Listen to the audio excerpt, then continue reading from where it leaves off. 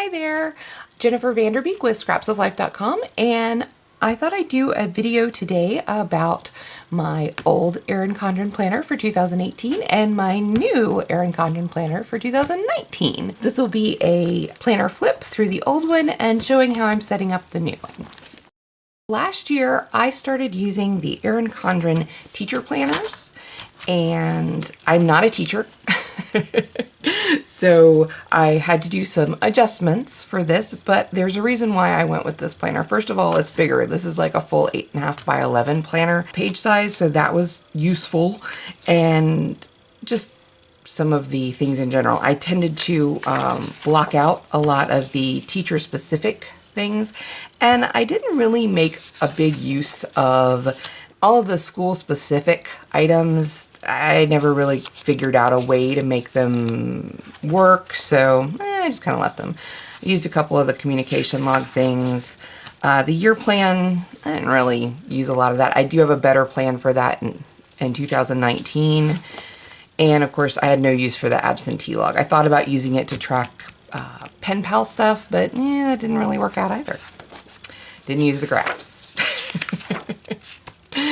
I did occasionally use the notes. So the first section that really applies is the monthly calendar sections. They came undated for the 17 and 18 years that this planner was available, and so you had to put the little date dots in.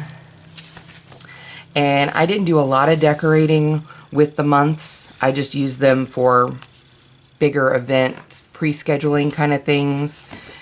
And since I had to go ahead and put my date dots in, I went ahead and I made my weeks Monday through Sunday rather than sticking with Sunday through Saturday. I prefer this layout. It's not something that's really available in the pre-printed Erin Condrens yet, and that's a bummer, but oh well. Like I said, I didn't decorate a lot. I just kind of used it to keep track of when blog posts went up or when I had book clubs, birthdays, stuff like that. One thing I did do was on the notes pages, I put in these little plastic sticky corners, and I'll put a link down below of where I got those, and use them to hold my budget worksheets that I created. I'm obviously got those flipped over because it's got financial information on them. But yeah, so the month sections, fairly straightforward.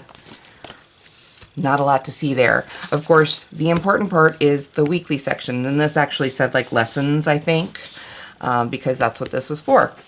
I made my own little tab over the Mylar tab with an Avery label and just wrote right on it.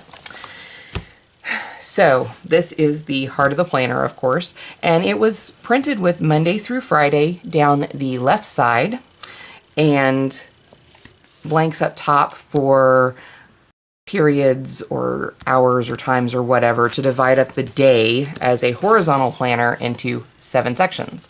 I, of course, flipped that, so I labeled the top Monday through Sunday and used the items on the side, my rows, as the different sections I needed to track. Because at work, I have 2 companies that I have to keep separate lists for, so this was very useful for me. And then it also gave me a section to use for online projects and planning, and then a personal row, and then an area to track meals. I don't work on the weekends very often, so for the Saturday and Sunday work area, I usually use that as a decorating spot, but not always. Sometimes I was just a little too busy. One of the things that I found that was really fun to do was to use the full box planner stickers for the Happy Planner in this kind of log cabin arrangement with a central sticker in the middle, and it created a nice simple decoration for the page. I did that a bunch. And as you can see, I am ultimately a functional planner. I have, especially as the year goes on, I had a lot to keep track of, so doing a lot of decoration within the boxes didn't really work for me. But it was about April when I discovered a decorating style that kind of balanced things for me. This was a sheet, I think they were Sticko stickers, just from like the Hallmark section of the grocery store. But they had this cute little cacti on them, and I was heading out to Arizona to visit friends, and I determined that if I concentrated my design elements in the spaces between my functional spaces, then I could have the decorative look that I wanted without compromising the functionality of the planner. So that's what I did more or less for the rest of the year, and it became a very easy way to decorate my weeks and still leave plenty of functional planner space. It also helped because I had a subscription to Pipsticks, and I was able to use single sheets. I did still have some planner kits from different Etsy shops that I would use periodically, but most of these stickers are from Pipsticks or, you know, various sticker shops. So another thing about the teacher planner from the 17-18 years is that it was only geared towards having the 40 lesson plan sections, because the standard school year, I'm guessing, is only 40 weeks. So at about week 40, I kind of ran out of space. So instead what I did is I photocopied the last spread of weekly pages and combined them, just taped them front to back, and then punched the holes, made the little divots so that I could push them into the coils. I did not uncoil and recoil the planner. That was just going to take way too long. And I added pages enough to fill out the rest of the year. And, you know, this is not something I'd want to have to do, but it was either this or put part of the last third of the year in a different planner, and I really didn't want to do that. So this was my compromise, and I'm fortunate that we don't have to do that in the teacher planner lesson planner for 2019 because they have improved that part. And that's my year. The other big thing I really liked about the teacher planner or lesson planner for my purposes were the student checklists. I've covered them up with some month stickers, but I use these as habit trackers. And so I will put my habits down the left-hand side there and my days and dates up along the top, and I will keep track of what I'm trying to keep track of. That's a little redundant, isn't it? I got to the point where I was starting to organize them by frequency, so I have like daily, semi-weekly, weekly, and semi-monthly.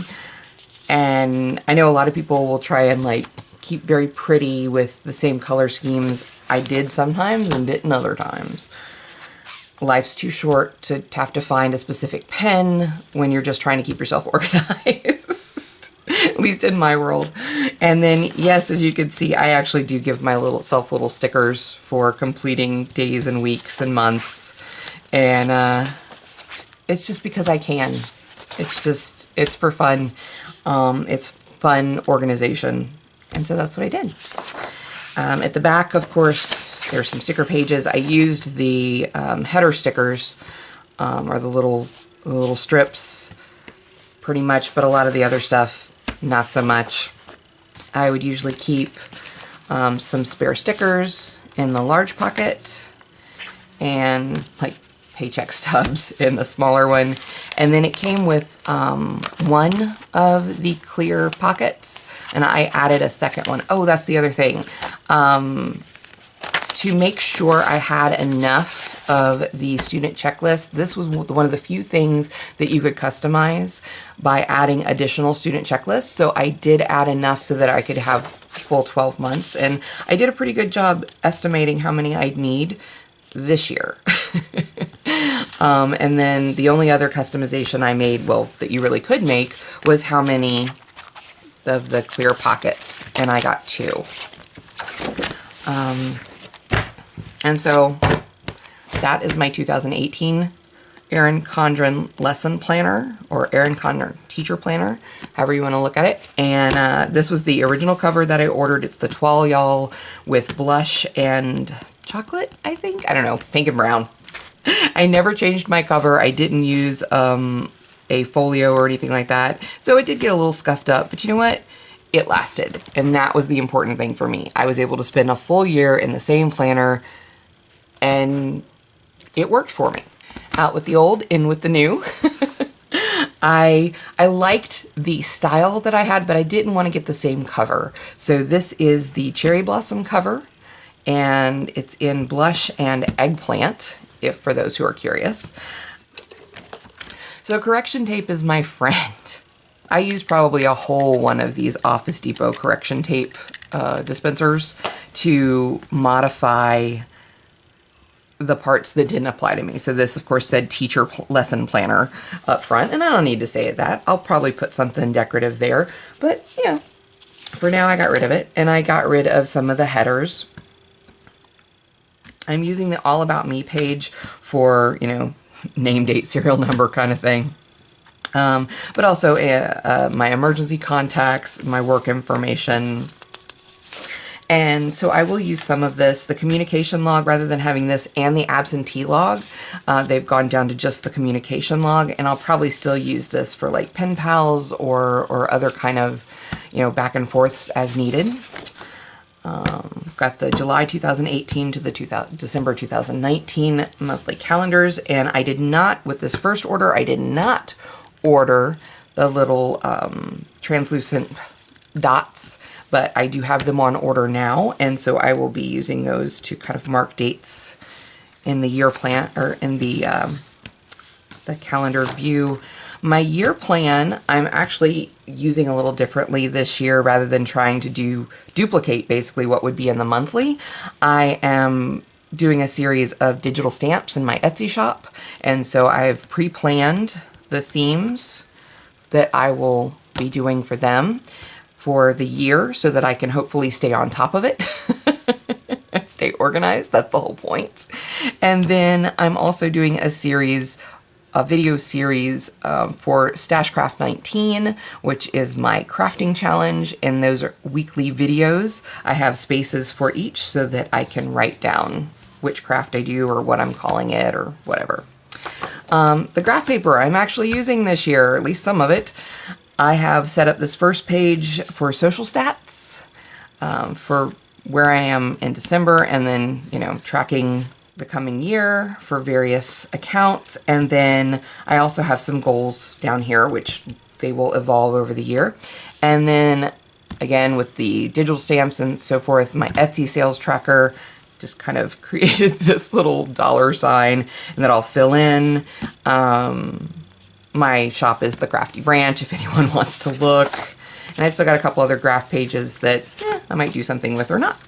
So once again, leading up to the monthly pages, I have added my little clear corner pockets and created a new budget worksheet for each month. Well, not a new one for each month, but a new one this year. This is a little different than the one I had been using.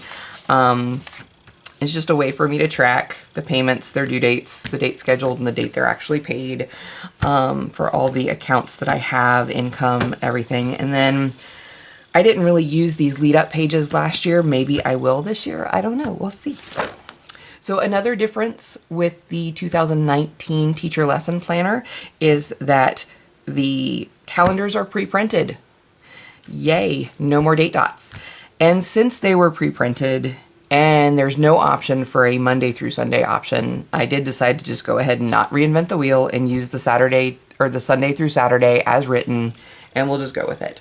Probably still going to just use this for basic future planning as things come up during the year.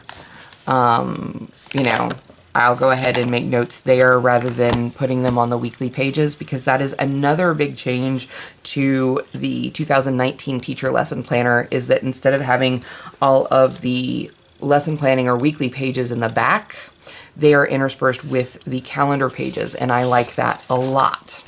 So here's the first weekly spread. I've decorated the first month because I'm still trying to figure out how I'm going to use this planner.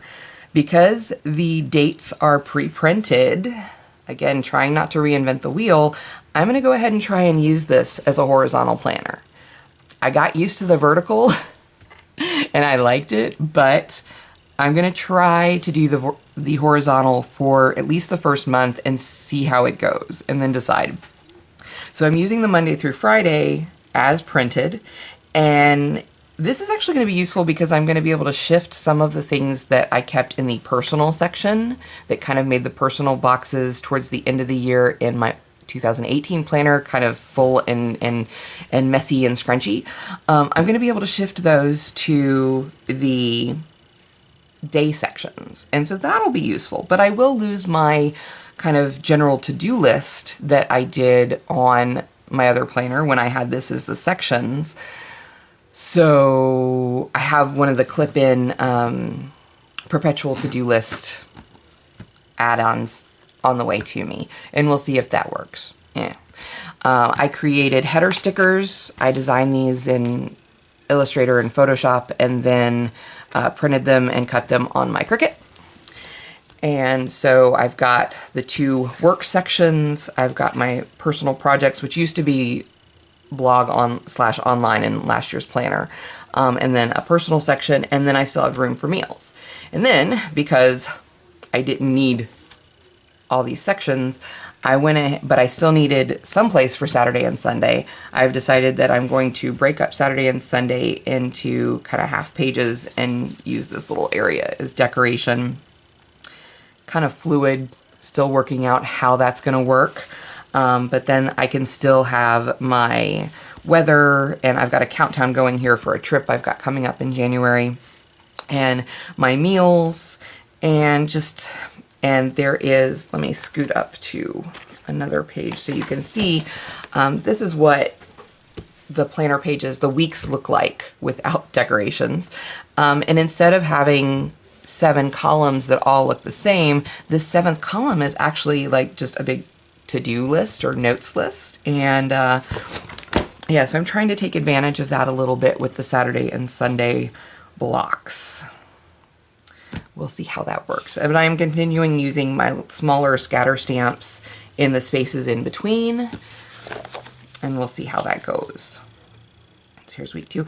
One of the other things I got rid of was the week numbers up top, so I'm writing those in, and then we'll see how that goes. I did like being able to see what week it is.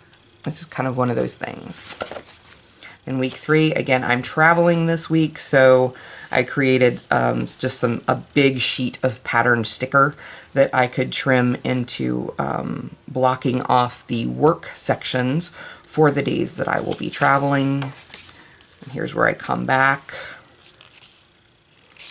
And then here's the last week of January that bleeds into February, so it's actually behind the February calendar. And I went ahead and decorated that, but that's where I've stopped so far as the weeklies go, because I'm still not sure how this is going to work out for me. So let's go ahead and flip to the checklists. And once again, I have used my correction tape to get rid of all the student stuff that's up here. Filled in my days and dates for the full year. These pretty little stickers with the month names, those came from the monthly sticker book, as did some of the decorations on the calendar for the January page. And I've got my year more or less set up for my checkbook, for my habit tracker. I just have to fill in which habits I'm tracking. I still love this so much for habit tracking. It's really amazing. But this year, when I ordered how many pages I needed to add, I went a little overboard, because here's December and then here's all the pages I still have. I over-ordered. But that's okay, because I've decided that I'm going to track the books that I read. So I've left a few sheets for that, and then I also tend to watch a lot of movies online, streaming, and so I've set up a movie tracker as well, and I've left a lot of pages for the movie tracker because, well, we watch a lot of movies. Another thing I set up on my extra checklist pages for my blogs, the promotion and response for blog posts. So I left a couple pages for that, and I still have checklists left over. So I don't know what I'll use these for, but I guess it's better to have too many than not enough. And right now the planner is still thinner than it was before. Here are all of the stickers that come with. And then in this back pocket, I have the leftovers from the stickers that I created in case I need more for the year, as well as some other stickers that I use regularly. These will be my habit tracker stickers for January. They're little cacti and succulents because I'm going back out to Arizona for Creativation. And then this is another, this little pocket is sometimes difficult to use, not only because because it kind of cuts off, you can't put a full 8.5 by 11 sheet of paper in here without folding it, but also because it is such a low pocket, things fall out. And I've got the one clear pocket here. I did not add an additional one. I don't know what I'll use this one for. Last year's I used with a contract with some information that I always needed to see. And then I've got a little pen loop there. And that's the planner. Thank you so much for watching. Once again, I'm Jennifer Vanderbeek with scrapsoflife.com. I hope you've enjoyed this video. If so, please give it a like, comment, share, and if you want to see more videos like this, make sure you subscribe and hit that notification bell so that you'll find out when I do other projects. And I hope you have a creative and organized day. Bye-bye.